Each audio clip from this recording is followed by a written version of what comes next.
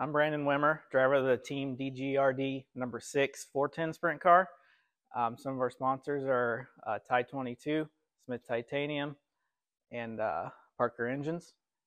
So at Knoxville, there's 3 different classes: the Pro Sprints, the 360s, and the 410 sprint cars. The main difference is cubic inch in the motors. I drive 410 for Team DGRD. That's a 410 cubic inch motor, roughly 950 horsepower. The 360s are 360 cubic inch and roughly 750 horsepower. And they're a little heavier, steel blocks, so you have more weight, which change the balance of the car. And then you have the Pro Sprints, which are 305 cubic inch basically. Lot less horsepower, lot less power to the rear end. So in a sprint car, you have a direct drive rear end. This is a DMI with the drive line that goes straight to the back of the motor. Some of the names you'll hear a lot on the radio or in the stands. You have your radius rods and your rear arms. That's what holds the bird cage in place, and that's how you square your rear end. So the radius rod goes to the front of the frame.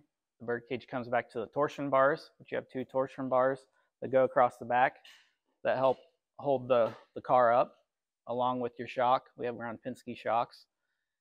Basically, you tighten this on and you square your rear end in the car so that it's straight, and then you adjust all of your hyme ends to keep the car square in itself. There's not much to it. I mean, you basically have a torque tube with the drive line inside of it, the DMI rear end, the inboard brake rotor, Smith Titanium with the caliper. A lot of times when you lose brakes, it's because your brake line gets hit by the rotor or gets into something and it cuts it, so you lose all your brake fluid out of it. They're very simple. There's not a lot to them. Usually you have stops back here that you can put weight in or take out to help set the car up, but overall it's very simple and there's not a lot that holds the rear end in place. Rear arms, bird cage, radius rods is basically what's holding most of the car in when you see it go around. Just a lot of little things that you can't see from the stands, but it makes a big difference when we're setting the car up in the pits every night.